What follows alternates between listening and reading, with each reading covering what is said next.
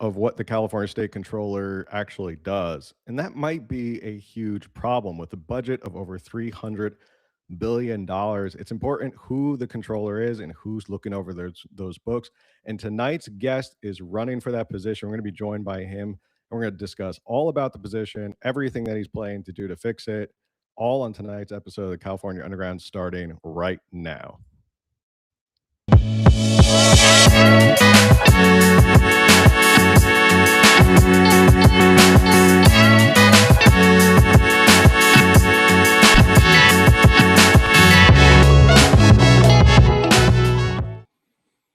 What's going on, everybody? Thanks for tuning in to another episode of the California Underground. I am your host, Phil. Tonight, we have a special guest joining me, and as always, my trusty co host, the best, the fastest researcher in the West. So let me bring them on.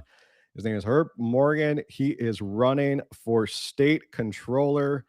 Herb, welcome to the program. Well, thank you for having me. It's great to be here. Looking forward to it. Yeah. So, as I said in the intro, state controller, that's what you're running for. It's a statewide office. It's a big job. And to be completely honest, Camille and I even follow a lot of California politics. And I bet if they caught us at the wrong time and said, "What is a state controller?" we'll probably fumble with the guess. But we'll get into that in a second. Why don't you introduce everyone to yourself first, and then we'll go into what the job entails. Sure, let's do it. So I'm Herb Morgan. I am an almost native Californian. Had my first birthday in the back of a 67 Chevy as we drove from the East Coast, settled in Southern California, product of what were at the time the number one public school system in the country, California Public Schools, if you can believe that. Grew up in Oceanside, just up the road from where I am now, a proud product of California's public university system, which cost $463 per quarter for 4 straight years, never went up a penny. Got to graduate by working at a gas station, didn't have to take on $150,000 in debt. Married, live in San Diego, married 34 years, 2 grown kids, hoping to be a grandpa one of these days real soon. Oh, Amazing. and then of course there's the financial aspect of my life. I've been working in finance since getting out of college, so almost 40 years in finance in different roles. Started a company back in 2004. Had the good fortune to receive a phone call one day from a guy named Howard Lutnick.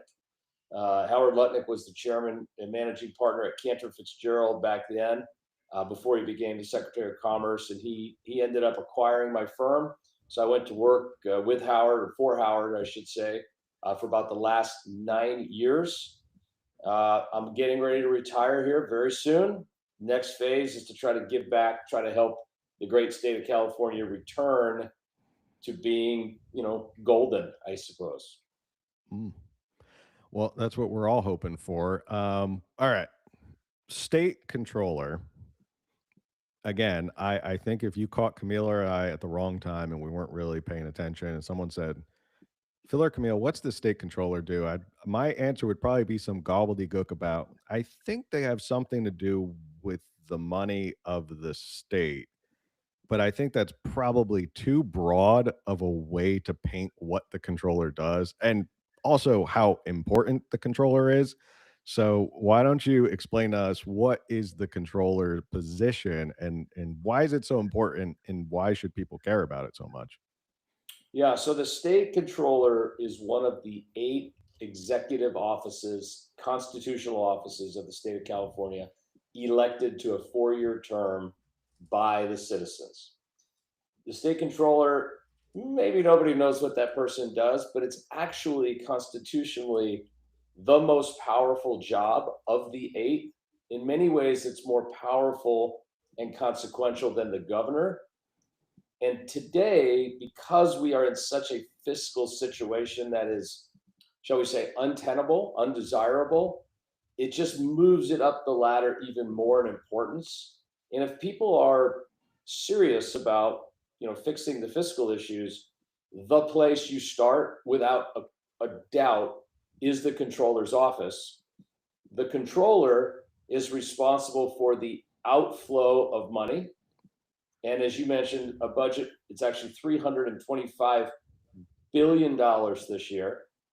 But the state controller is not only responsible for the state's fiscal reporting and fiscal measurement and spending, the controller is in charge of all of its subsidiaries as well. So 58 counties, 483 cities, school districts, universities, prisons, parks, all of those entities from a financial reporting perspective are underneath the authority of the state controller. Mm. And so you say it's could be more powerful than the governor. Is it kind of like that old saying of like he who controls the purse strings holds the It, power? it is, but let me give you an example that'll just bring it home. If Governor Newsom were to call tomorrow the CEO of the High Speed Rail Authority and say, send me your last 6 months bank statements, the CEO of the High Speed Rail Authority could legally say no. Think about that, Mm.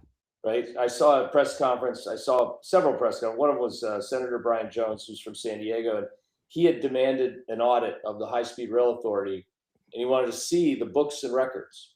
He's a sitting senator. He's the Senate Minority Leader, and they refused. They refused because they legally can. There's only one person in state government who cannot be refused access to the books, and that is the state controller. And upon learning that, I was pretty good at civics and stuff as a kid. But I was starting to dig into it, go, why is our state so ineffective? Why do we have the most wealth, yet we're near the bottom in math and reading and all this stuff? Going through it, I'm like, well, it has to do with the money. Well, no, wait, we spend more money than anybody, we tax more than anybody. Then what? And you figure it out, the money's not getting where it's supposed to go. And there's too Mm. many hands taking a piece of the pie as it moves through this system that we call the business model of California politics. It's Tony Soprano would be proud. I can go chapter and verse, examples for you. But the bottom line is $325 billion. So to put it in perspective, if a dollar were 1 second, 325 billion seconds would be 10,700 years. So, right? So Jeez. you go, oh, there's literally nothing we can't provide. So it doesn't matter if you're more conservative and you want less government spending, or you're more liberal and you might want more government spending. The point is, we can afford the most liberal programs, the most generous programs. We could build them to operate at the highest level of deliverability and efficiency for that amount of money. But for some reason, we have all the funding we could ever possibly need, and yet we completely fail at just about every metric of state governmental operations. That Well, when wow, when you that put it like that. yeah, I I don't again, I know love the way to put it because it's just so accurate, right? I mean, mhm. we're 44th in reading proficiency, 43rd in public school performance, 49th in educational health. We're 48th in school bus safety. Like, who even knew there was a metric that measured school bus safety?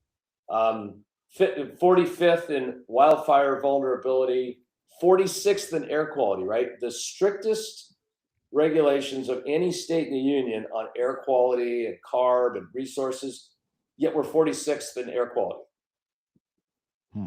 Wow. We spend more and get less on every possible category. Absolutely. That I just want to say I love guests who educate me because I didn't know that there was that much of a discrepancy in power between the controller and the governor.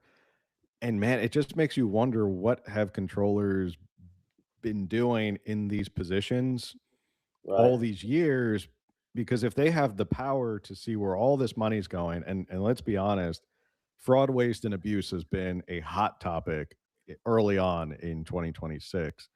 I mean, it really makes you wonder, like, What have they been doing with their job since they could find out where all the money's going? And it seems we spend a lot of money, but they kind of just shrug their shoulders and we don't know where any of the money's going. Like, does that, I mean, You're, I'm you're sure not that probably, wrong. So, so I've learned some things, right? I'm a private sector guy. I spent 39 years in finance, and I'm running for the first public office and probably the last. I'm going to win. We're going to fix the state, and then I'm gone, right? I'm going to go actually be retired and have fun.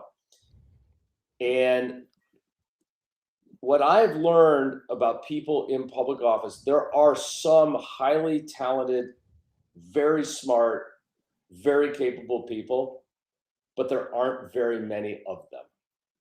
hmm, And the class and the quality of whether it's skill mismatch, intellect mismatch, the ability to do the job is very rarely something we look at in our political debate, right? In our political debate, we want to know so and so did this or so and so did that, and there's a video from 10 years ago where they did the other thing, but nobody sits there and says, okay, now exactly how do you scale up a financial system that issues 39 million payments a year?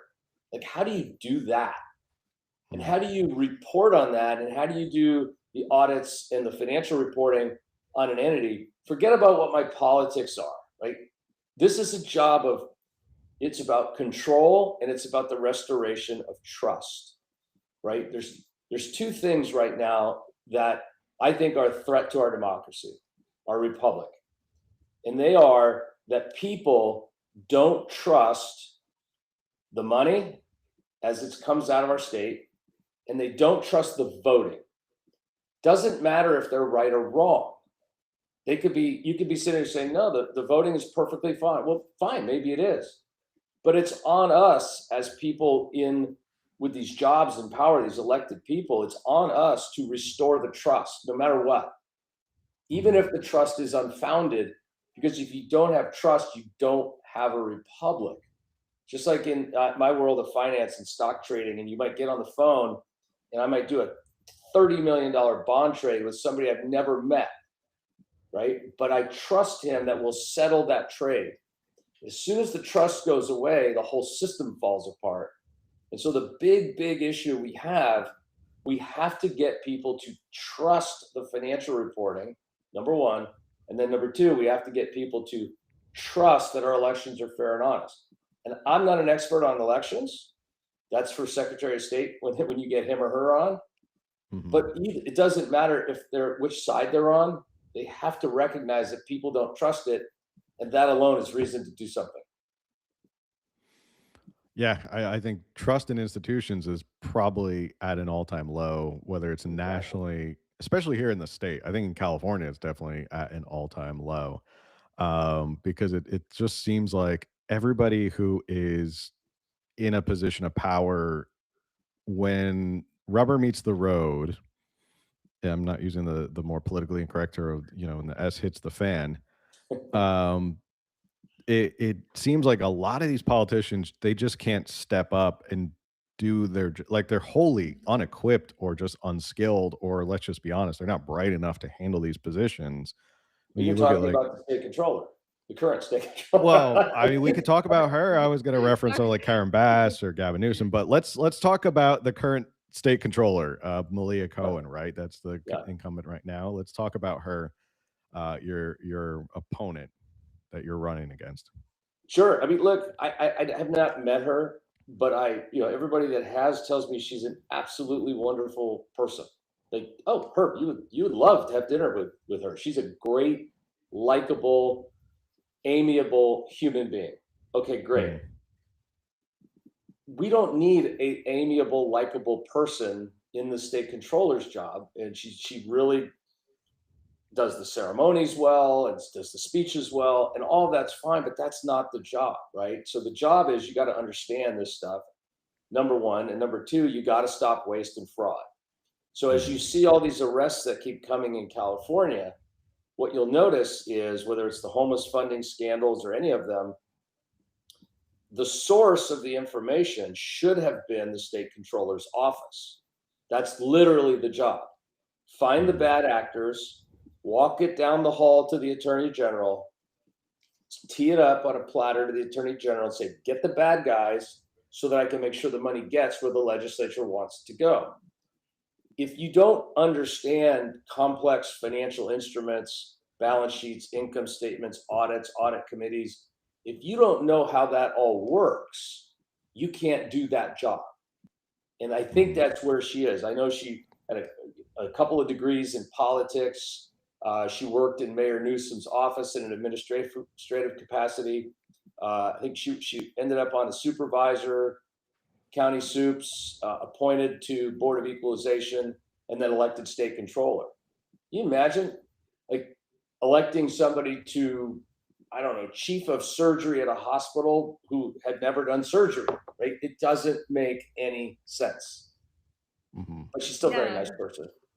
Phil and I were actually having a discussion about this earlier about a completely different office, but we were saying, while the person currently holding the office is a mess, the person challenging them, are they even qualified for that position? Even if they have, the right party next to their name, or all the good intentions and all the wonderful things, and they're a wonderful person, that doesn't make them qualified for the job. And so you raised an excellent point. If you've never done surgery, why are you the chief surgeon? Why are you? I had a different point. Oh, I was actually surprised to learn that the state controller is a partisan office. I thought it would be because why does an R or a D or an L or independent next to your name? What does that have anything to do with running the books? It's so I just that was surprising to me. It is. You're right to be surprised. It's crazy that it's partisan, but it is. Look, if you look at the registration, if you go to Californians, right? Who are we really? If you were to sum us up to somebody, I talked to a guy in Philadelphia today. He goes, I don't understand why California has the politicians and stuff it does, because every time I'm out there on business at conferences and seeing friends, he goes, everybody seems so, well, kind of normal like the rest of the country. I said, well, we are normal like the rest of the country. And if you ask 100 Californians the following question, tell me about your politics socially and fiscally, and just use one word for each one. Everybody says they're fiscally conservative, and almost everybody says they're socially pretty liberal. That's who we are. And kind of like the rest of the country, for that matter. But for some reason, we're like way left and way right. We're doing all this crazy stuff. And it's simple. The state controller has nothing to do with where the money's spent. The state controller has nothing to do with how it's spent. No vote in the legislature, no ability to do anything other than be the centurion at the gate, be the fiduciary that protects the money, have a great plan to do it. I'm very convinced that the level of waste, fraud, and abuse in California is multiples of what it is in any other state, due to the fact that we've had supermajority one-party control. We have an attorney general who's not going to prosecute people from his own party. When you have one party with every single office, no checks and balances, you have this recipe. And that would probably be the same if it was my party, let's be honest, right? Like, find a state that's as red as we are blue, and they probably have the same problem. Absolute power corrupts absolutely. Go back to checks and balances. So I did all this research. I came up with this number of $430 billion, 5 years, waste, fraud, and abuse. I put it in a memo. We sent it to President Trump. My friend Steve Hilton was able to get it in his hand because he has a direct relationship. But it was $430 billion. And Steve and I looked at each other and said, there's no way anybody's going to believe this number. And I have the research. I did the research. And we're like, okay, let's take it to 250. Let's just cut out a bunch of categories. We cut out pension spiking as an example. And I know all about the state controllers on both pension boards, CalSTRS and CalPERS. And so we sent the memo to President Trump. The next morning, he tweeted, we're investigating California California for fraud. Then he appointed J.D. Vance. Then on State of the Union, he said, the war on fraud has begun. There's been 4 arrests so far, and I think it's very much just the beginning. Imagine how much it would be if we actually had an attorney general in the state of California who was interested in prosecuting financial fraud by members of his own party. That's where you need. Look, I've talked to Michael Gates about this, who's on our ticket, our golden ticket, and he and I have said the same thing. We don't care. If you have an R after your name and you're stealing the money, you're going to jail. And Michael's the one that could put him there. I just give him the information and the data. It's almost like it's kind of Doge before Doge was a thing. It's sort of like you guys look at the numbers and figure out where all the money's going, and then take that information, provide it to the right people, and then they're supposed to do something about it. Isn't that sort of? That's exactly what it is. In fact, thanks for reminding me. Steve Hilton and I launched a site, Califraud, where people can make submissions. It was such volume, it was so voluminous. We went and we put together a group that we didn't put a lot of marketing time in it. Was well, let's just call it California Doge. So we did. Sorry for people. Sorry, Jenny Ray LaRue. She's yes. So I called Jenny Ray LaRue, who's my new BFF. Love her to death. We were up at her winery last weekend, and she treated us all to a nice glass of wine. It was really great. And I called Jenny and I said, you got to run this. And she said, it took her 5 seconds to say yes. She said, yes, we've got multiple investigators, including retired FBI fraud investigator. They are doing this. We brought in an AI team. They are uncovering, and we've only announced 2 of the findings so far, and Jenny's done that. There are many more. There are many more to come. It sickens me to tell you this, but California has become a giant money laundering operation. It is a criminal enterprise at a high level. It's more than I ever thought. Like, okay, I'm biased, I'm Republican. I think, they're doing bad spending, but they're not really stealing. They're really stealing. It is, this guy, Cody Holmes, that got arrested for Project Home Key. He got, thank you for putting that up. He took a $26 million grant to help the homeless. The next day he wired $2 million to American Express to pay his bill. Like, have you ever had a $2 million American Express bill ever? I don't know if I've done that. I'm 60 years old. I don't think I've cumulatively spent $2 million on American Express. You got Stephen Taylor up in LA, also Project Home Key. He got a $27 million grant to help the homeless. He bought a building for $27 million, but he had it under contract for $11 million. Yeah. Mm-hmm. He double escrowed it, put $16 million in his pocket. So yes, they're stealing. We've got the schools, right? 40% has to go to education. That sounds great to me. Why are teachers still underpaid? Why are they still buying supplies for their classroom? Because all the money's going to like seminars on gender equity and like what? Like, my mother taught me values. I didn't need the school to teach me values, right? And they're wasting the money that could be teaching math, like critical thinking, science. And I got this plan called Radical Transparency that I am convinced will solve the debate and end this once and for all. I definitely want to hop into that. It's a perfect segue. I do want to just quickly say, if I can nominate someone to help out with California Doge, I would nominate my own co-host Camille, who is amazing at research and loves uncovering fraud. She's exposed a ton of politicians who are now out of politics because of her research. So just throwing it out there if you need to make the connection. You are welcome. Let's talk offline, but I'd like to get you hooked up with the team, and then let's get Camille on that. California Doge.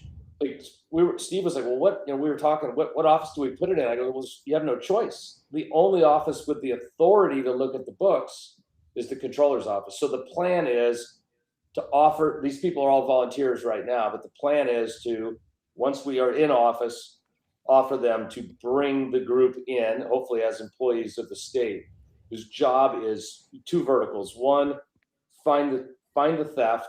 That's vertical one. And then vertical two is drive vast improvement in our government services, like way better services at a lower cost, like something you would do in any business. How do I improve let's implement AI, this is how we do it. And there's just no will in Sacramento right now to do anything like either of those two verticals. I've been begging to be brought up to Sacramento to literally look at the books. Begging for years. Like, which I understand that that's more than a one-person job, but I'm just like, please let me come sit down and just start somewhere. Yeah, you think about it, right? So let's just say I want to go into lottery, just the lottery, right? How long would that take? Oh, a lifetime. So, and you don't have the employees, you don't have the staff. All of that's changed with our new friend, artificial intelligence. So the solution, right? We have to modernize the financial reporting system of the state. By the way, the current state controller, Malia Cohen, has never put out her one main job, put out the annual financial report of the state. It's an audited financial report. It's called the CAFR, Consolidated Annual Financial Report. Not been on time. It's prescribed by law when it's supposed to be out. Hasn't been on time once in the entire time she's been in office. Not once. Because she doesn't know how. Like, that's not acceptable. You can't run for an office if you can't do it. Yeah. I don't know. Yeah, this is not a participation trophy. This is a very serious job, talking about hundreds of billions of dollars. So let's touch upon this radical transparency, which is part of your platform. You brought up AI. You're kind of very forward thinking in the fact that you talk about using AI and then also blockchain to walk us through that. I feel like I'm learning a lot between what the controller does and how you can use blockchain, which I still don't really completely understand, but I will let you explain what your plans are. Let's go for it. This is the real fun part, right? Like, I don't want to run for an office. I don't want to run because I just can't wait to fly up on Southwest Airlines in a middle seat to Sacramento. I live in San Diego, right? I want to run because I know I can fix it. Like, just put me in, coach, right? You voters are the coach. Just put me in. I'll fix it. I'll be gone. So what's the plan? Radical transparency. The best example I give is this thing, your little iPhone, right? We all have one, or Samsung or whatever. If you go to Nordstrom today and you buy a new shirt or a new dress and you're at the counter and you charge it, within like 6 seconds, your credit card company sends you a transaction report on your phone, right? What does it cost you to have that transaction report on your phone? Nothing. Why then do the credit card companies do it? They do it because it minimizes fraud, right? You see a transaction, you can call right away. Hey, I'm not at Nordstrom. I'm in Texas. I'm doing something in Texas. So by putting transaction level reporting onto a blockchain ledger, okay, we gotta go. What is blockchain, right? We got to do that.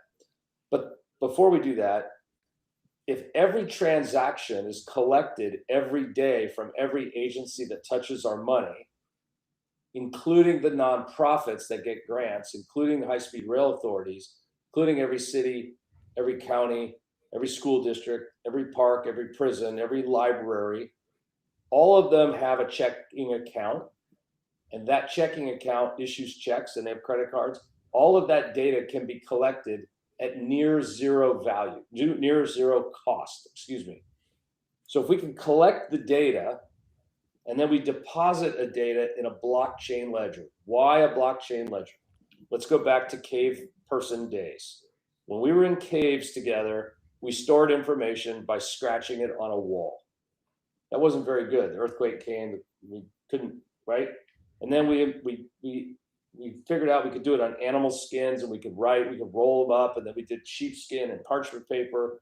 And over time, we had file cabinets. We stored information in these metal boxes, and then we started storing information on electronically, right, in the 1950s. And then we got to client server, which was better because it could be backed up in a remote location. Well, a blockchain ledger is a place where you store information that is multiple times more secure than any other technology known to humankind. Meaning, it's not just backed up once or twice, like what you think of as traditional financial records. It's backed up so many times that it's incapable of being hacked or altered. So I want our data to be so secure. It may not be the most secure form 10 years from now. There'll be something new. But right now, it's a blockchain ledger is the most secure method of storing data. So by storing the data there, it's now available for anybody in the public to access at any time. If I'm a mom and I see my school spending money on things, how much are they spending? What did they do? They put in a new sport court for the kids. I can look it up and I can see how much they spent on the sport court. Was it market price? Who got awarded the contract? Did that person who got the contract have a relationship with the poor person who awarded the contract? We can use AI and it can tell you, by the way, Phil got the contract and he went to college with Herb and they're fraternity brothers.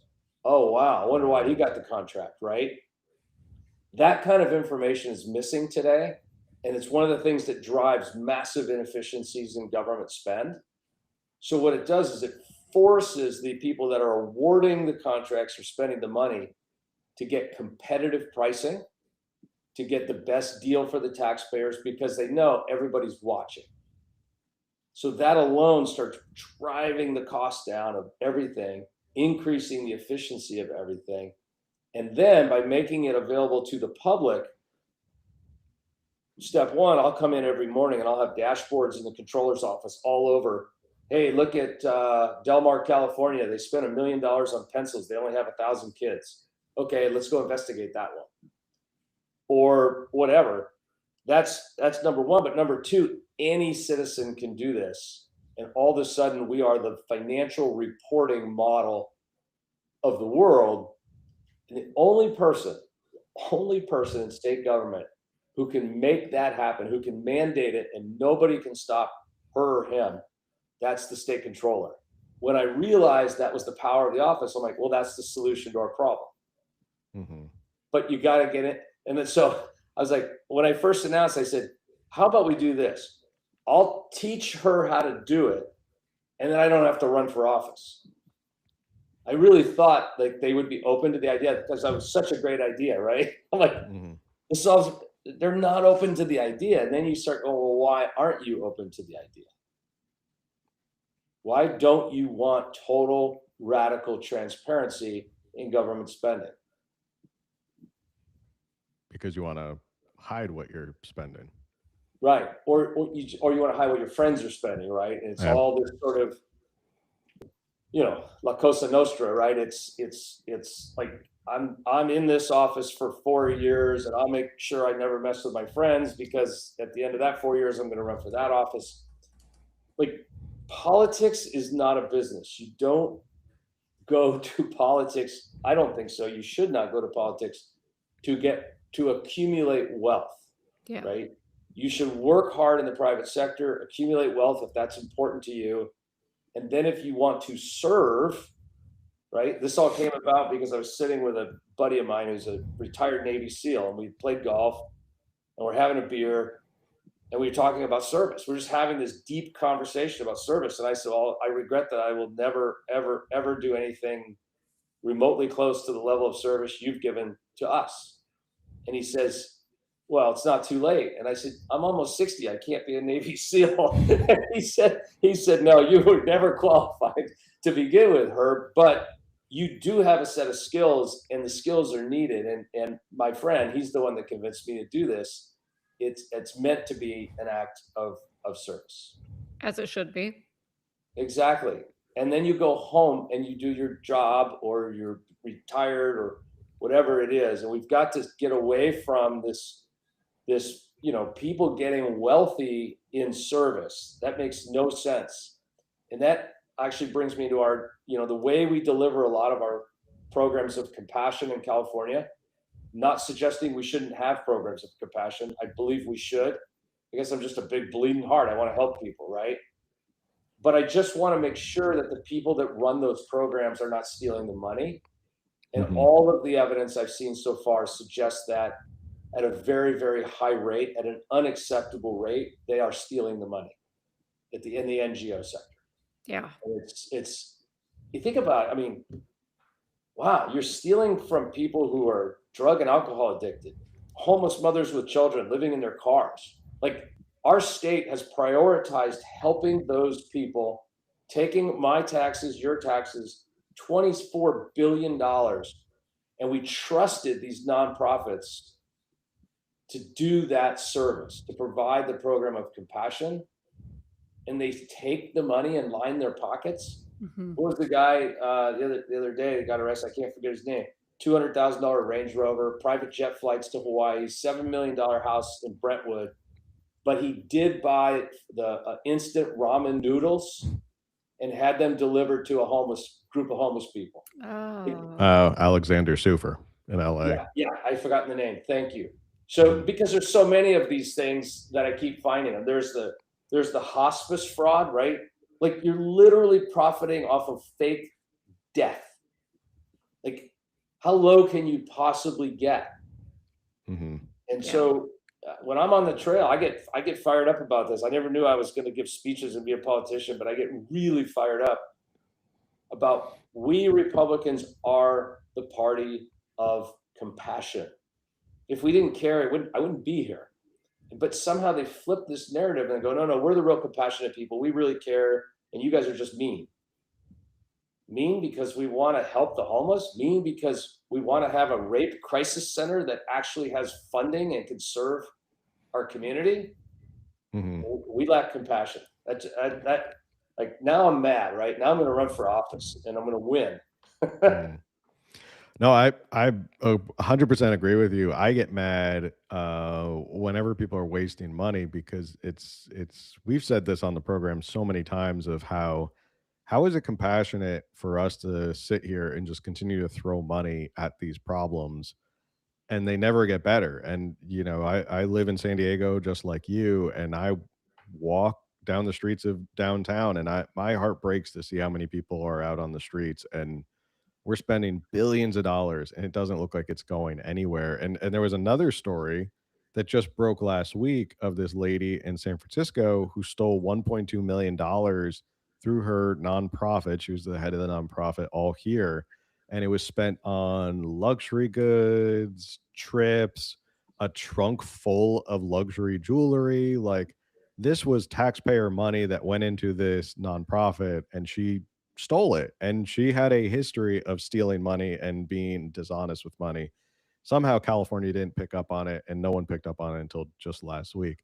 But no, the compassion is making sure, yeah, we can spend the money until we run out of money. But if it doesn't get to who it's supposed to get to, we're not solving the problem. You're just making all your friends rich, which is then it's like La Cosa Nostra, and then it's like the mafia. Then it's really a criminal enterprise. And I'm going to call it that. It's a criminal enterprise. If you're lying to people and saying, oh, give us these billions of dollars and what we promise we'll give it to the homeless or hospice care or something like that. And then you see these people driving around with Range Rovers and, multi-million dollar houses in Brentwood or San Francisco. It boggles my mind that people can't see that. They just think, let's throw more money at the problem and then that'll fix it. Let's just throw more and more money. That always seems to be other sides. Yeah, and I think one of the reasons some people don't see it, some people do, right? I'm like, the reception I'm getting out there is amazing. My website, which is herbmorgan.com, there's a nice donate button there. On my socials, at Herb, the number 4 controller, please follow, like, all that stuff. But people are getting it. And I think the people that aren't, like, it's up to us, right? It's my job to evangelize this to them and explain it. Like, we lose, we've lost a lot of elections in California. Fine. well, it's up to us to win one, right? We just can't blame anybody but ourselves. I'm stepping up. There's a lot of really good people stepping up. The credibility of the team that's coming together on our side, I'm pretty excited about. Um, you know, we're radical transparency solves the problem. I mean, it's just solved. Imagine if Nick Shirley didn't want to. So I'm not going to come to California because it's fixed. It's fine. You know, Yeah. what's the guy that Benny Johnson guy? We went up to LA and we went around with him and we went to all these places where people took the funds and then pocketed them, and they're still under construction. They're still dilapidated. We went to a couple places where multiple people were registered to vote. One of them was literally a parking lot with an outhouse. They had a porta potty with 29 people registered to vote. Wow. Like, Wow. right? So yeah, we got that voter ID thing. That's big. That's a big thing. So I just want to touch on this one last and then talk about a couple other things. Do you see this black hole of NGOs and nonprofits as probably one of the biggest money drains and sucks on our finances? It's just, it seems like it goes in there, it gets divvied out into these nonprofits, and then it just disappears, and we don't really know where it goes after that. Do you see that as one of the biggest problems of what we're spending?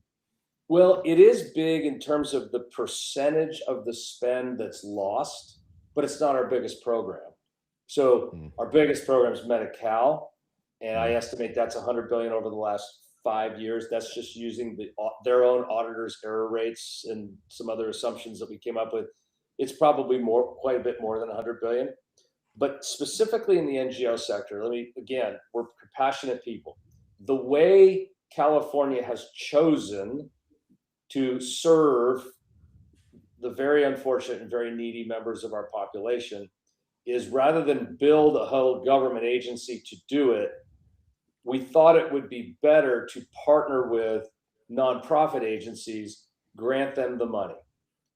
Okay, that's fine. That model can work, but you then have to verify the spending, right? So, for example, I talked to there are some good NGOs, right? People who it's their life passion and work to serve humanity, and they're down there, in the soup lines or at the crisis centers, and they're literally helping for no money or minimal salary, and God bless those people. But I asked some of them, when you get the money, how hard is the reporting? Like, how hard is it to maintain compliance with the state and the county that gives you the money? And to a person, they all told me there's no accountability. Like, they're surprised. They were expecting to have to be held accountable for the spend, like prove, right? Like, if I give my kid, my kids are grown now, but when they were little, if I gave them money, like, how did you spend it? What did you do? Did you buy candy? And I'm told in many cases, they're never audited ever.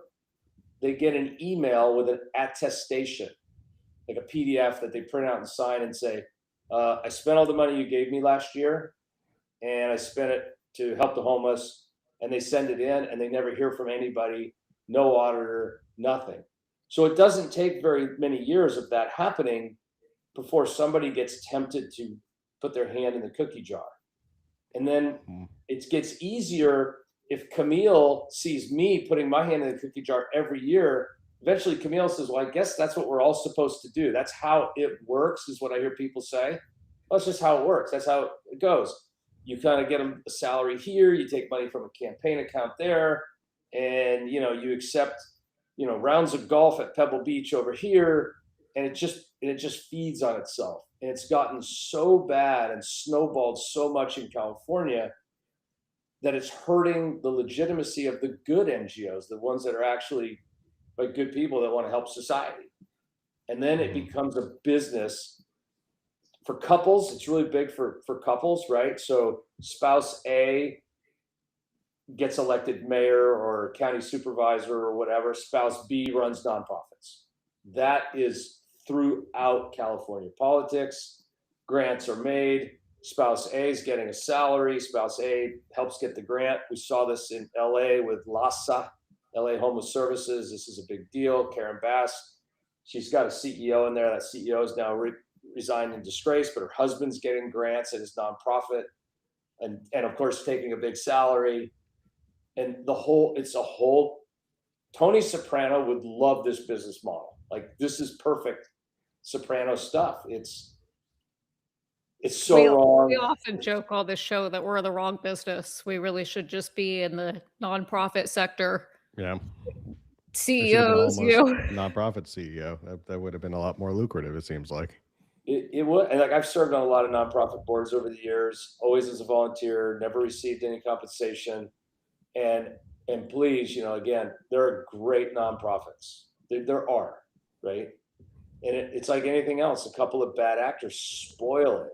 I don't know how you could sleep. Like, how could you sleep at night having given ramen to people who are in desperate need of assistance and flying a private jet to Hawaii?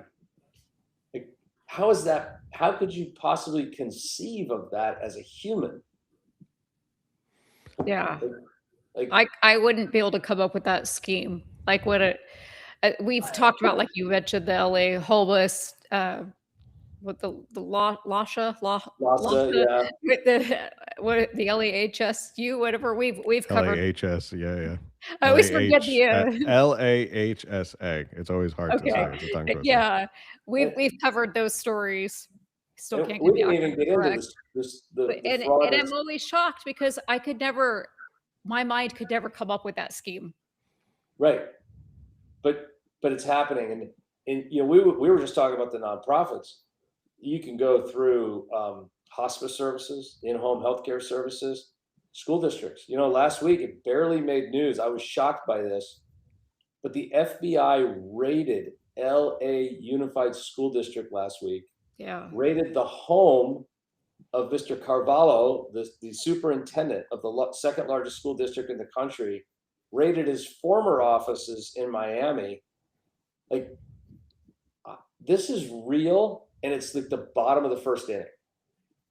And I'm really excited that the federal government has suddenly got interested in this. And by the way, my radical transparency plan, we're not only going to publish every transaction going forward, and that includes the NGOs, the cities, the counties, and everything else, but I want to go backwards, retrospect. I want to go back 8 years and get all of that data so that we have a baseline to determine where we need to look for the worst fraud to get the low-lying fruit.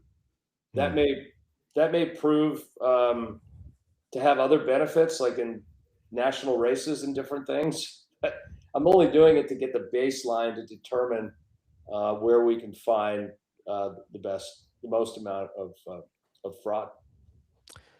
Well, I like the transfer. The idea sounds, I'm not saying we're taking credit for it, but on our Calipublican caucus platform, we had said that there's no reason with our technology that we shouldn't be able to show voters where the money's going all the time. Like, there's no reason why voters should not be able to look where every single dollar is being spent. And it's 100% nonpartisan. So there's a guy in Los Angeles. He's the city controller. Like, I've never discussed politics with him, but he's kind of left of Democrat, right? But he's a CPA. His name's Ken Mejia, and he's 100% honest. Like, that's all that's needed to be the controller, because he doesn't set policy. And so he keeps trying to say, I want to put all the transactions online. I want to do this, what Herb's saying. And he wanted to audit the homeless spending because he heard his citizens say, we don't trust you. So Karen Bass, the mayor of LA, said no. He goes, what do you mean no? I'm elected. I'm the city controller. He had to go to a judge to get access to do his own job. And the judge was so incensed, he ordered a third party to come in and audit it. Like, you people in LA, what is wrong with you? And then the council there, they just keep trying to take away the power of the office. Like, what? Like, yeah, that's that. I want you to be my CFO, but don't ever look at the checkbook, ever. That his story is insane. I've been following how they're trying to get rid of him. We got a couple minutes. We got a couple minutes left, and I have a couple more points I want to make that you can make to the listeners. You brought up this idea of the golden ticket that you're on. You kind of alluded to it, what the golden ticket is. And my follow-up question is, obviously it's the elephant in the room is it's a blue state and Republicans winning statewide office is pretty darn hard. So explain to listeners how a Republican wins statewide office and how this golden ticket is approaching that. How that works together. You and I think Yeah, it's Steve Hilton, right? yeah, Working yeah, together on this. yeah. Well, I'm with any Republican, but yes, I'm on the golden ticket with Steve Hilton. I'm impressed by him for a lot of different reasons. That's a whole nother show. How do Republicans win in this state? First of all, we always get 42, 43, 40, 42, 43% of the vote in the statewide election. The one office where we always get more than that is the state controller's race. Back to my earlier comment, people say I'm socially liberal and fiscally conservative. Most people say that. So a lot of people do split. And they go, you know what? I'll take a Republican on the checkbook. So we got 45% last time, 2022. So that's number one. We're at 45. That's baseline. The bump we're going to get, the first bump is it's a midterm, turnout goes down. It goes down more for Democrats than it does for Republicans. Republicans skew a little older. I think it gets us to 45 and a half, 46, just based on that. The next thing is we have to have something on the ballot that's compelling to drive Republicans to want to vote. And it's called voter ID. Carl DeMaio turned in the signatures yesterday. He knows they're going to disqualify signatures and they're going to try to hurt his efforts. So he did way more than he needed to do. If that's on the ballot, it's a 90%, it's a 100% Republican issue. That will drive turnout more. That gets me, I think it gets me to 47 and a half, 48. Lastly, I think the thing that gets me over the 50 is just results. Where are we? I think nobody can make the argument we're better off 4 years than 4 years ago. That's cliche, but it's true. Los Angelenos in particular have the most to complain about from the one-party system. I don't think anybody has argued that the fire response, the fire preparation has been good. I don't think anybody can argue that their homeowners insurance, if they could get it, went down, right? I didn't get canceled this year, 57% increase. Winner on my block. I was the winner on my block, 57%. So just the fact that we are where we are in terms of operational results, operational integrity of the state, I think that gets us to 50 plus one. Lastly, for all those people that are naysayers, one of my heroes in life is a guy named Barry Goldwater. Barry Goldwater ran for Congress in 1953 with an 8-1 registration disadvantage. We're nowhere close to that. 8-1, and he won. He won because he had a message that made sense. So here I am. If somebody doesn't believe in my message of radical transparency, like it won't work, like there's a reason, an empirical, operational, functional reason it won't work, please let me know. Like I actually can solve the problem. I think that appeals to every voting demographic. Oh, and then the ticket. You know, when I got into this, the first person to call me was Steve Hilton. And he said, hey, I've researched you. You seem really smart, whatever. You know about pension, because I used to serve as San Diego City Pension Board president. We're part of the reform team that was in there. And he says, let's get together and talk. And I could tell that he could tell that I didn't know anything about politics, right? I just didn't. It's not my world. I'm a finance guy. And he said, okay, Herb, listen, here's I'm going to text you 5 phone numbers. He texted me people and said, this is my comms guy. This is my campaign manager. This is this person. He goes, have you raised any money yet? I said, no, I just filed 2 weeks ago. He says, look, use my people for anything you want, anything. Call them, advice, call me, media. He just was like this man who's passionate about California and wants to help, and he wanted to identify people that he thought were capable, not policy, not like. He's got the policy knowledge. The man's brilliant. Oxford, coalition government, took over in the UK, came here. Wife is super successful. He's super successful. Loves America. Renounces British citizenship. He said, "I want to do this thing called the golden ticket." I said, "Let's go." That's how we got there. All right. Who else saw that? So Michael Gates, running for Attorney General. He was city attorney at Huntington Beach. Went off, worked in the Trump administration, worked for Pam Bondi, came back, to run here for state attorney general. And Gloria Romero, fantastic new friend. She was the Senate Majority Leader. She was a Democrat, the highest ranking Democrat in the Senate. Couldn't get anywhere on education, an issue that she's very passionate about. Like, we can go on and on about how we rank in education. Gloria said she pulled a Ronald Reagan and said, I'm out. I'm becoming a Republican, and I know how to get all of your appointments through and approved, and I will help. So I see her coming in and saying, okay, I can navigate the Senate, get Steve or Chad, fine, get their appointments approved and through and taken care of, has good relationships with her former Democratic colleagues. Her number one issue is education and fixing it. And boy, is that needed. So the four of us are currently the golden ticket. And then we have some great, strong people running for some of the other positions as well. Awesome. So we're coming up on a couple more minutes. I always ask this of candidates who are running. Day one, Herb Morgan's sworn in as controller. What do we do on day one when we walk into that office? Good question. Day one, we change the method of financial reporting. Instead of consolidated financial reports, annual financial reports with audits 3 years down the road, if they happen at all, I'm going to require daily transaction level reporting. Now, the system won't be built, but just so you know, I built a prototype of the system myself. It's on my website, herbmorgan.com, and you can actually see every transaction from my campaign checking account. You can see it online. It's pretty cool. First campaign in US history to ever do it.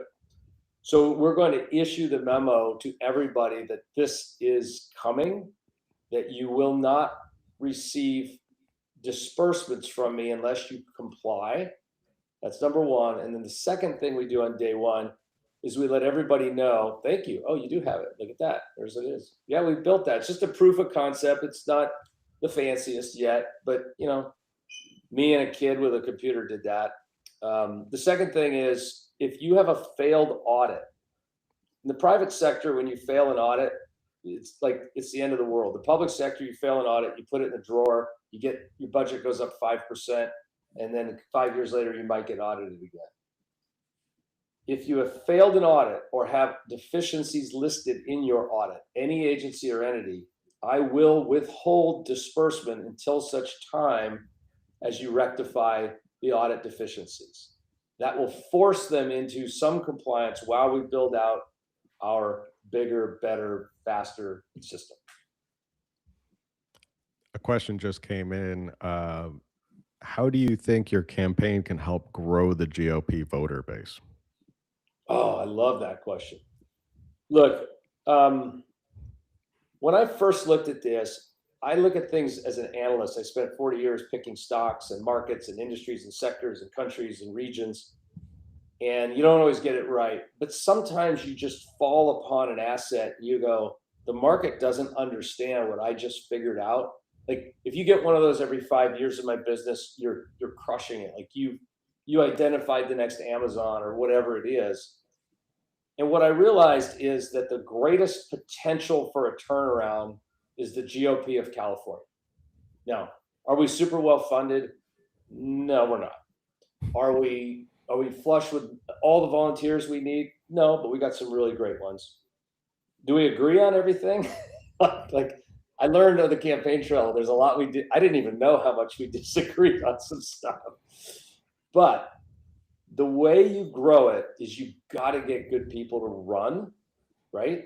And you get good people to run by convincing them that there's a reason to, that it's winnable.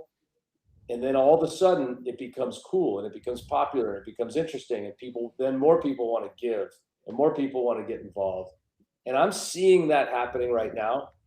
I'm seeing the enthusiasm. You know, LA County, right, didn't even have a functional GOP a few years back. Now they do. This woman, Roxanne Hogue, runs it, and she's got energy, like 6 cups of coffee kind of energy, and she's recruiting people, and she's recruiting candidates, and she's doing get out the vote events and candidate forums. And so does that mean we're going to win LA County? No, but we're definitely going to do better than we did last time. and we're going to keep progressing. And we don't need that much more improvement in LA County to sweep the whole state red, by the way, which is a whole another conversation we can have. Yeah, we've always said it's incremental change, and then it's a domino effect. It kind of That's just it. it's a lot of these races, especially local races, are not won by huge landslides. They're usually won by small margins, and it's just that little margin more can change and flip a seat, and then change the attitude of, oh, okay, we can win here. Okay, we can take this seat back here. We can do X, Y, and Z. All right, we're at the hour. I want to thank everyone who had tuned in. Herb, thank you again for a very enlightening conversation. Because I learned a lot about the controller's office tonight. Now I can honestly say, if someone catches me at a cocktail party and says, "What does the state controller do?" I have a whole bunch of stuff that I can explain to them, and I think every one of the listeners can as well. So, before we log off, where can people find you, support you, stuff like that? Thank you. Yeah, thank you for the opportunity to be here. It's a pleasure to meet you both, see you both. I've followed the podcast for a while. Herbmorgan.com, that is my website. There should be a little place where you click donate. That's third from the left. There it is. It costs a lot of money to run a campaign in this state. Any amount helps. The maximum is 9,800 per person. There's 2 cycles, primary and general, if you're inclined on the bigger side. But if you're inclined on the smaller side, that helps as well. Follow me on every social media, repost, retweet, comment. Commenting is, I'm learning the value of social media, the monetary value, which I didn't know a year ago. It's quite large. So if you can't afford to give cash, say, I want to help, get on that computer and be a warrior, evangelize, sign up on the website to volunteer, and we'll contact you. We're going to need a lot of phone calling coming up here in November, or before November, well before, and a primary on June 2nd. Yeah, that's coming up real quick. It's All 3 right. months away, guys. Yeah, ballots will be mailed in May, which is very soon. Yes. Yeah, it's coming up very, very quickly. So, Herb, thank you very much for coming on. Want to thank everyone for tuning in. As always, make sure you subscribe, like, share, review. And the best thing you can do to help this show that is 100% free is you can share it with someone else, and share it with someone who honestly doesn't know what a state controller does. And you can tell them, listen to this podcast, and you'll get a better idea of what a state controller does and how powerful the position is. So, thanks everyone for tuning in tonight, and we'll see you on the next one. Later. Thanks, everybody.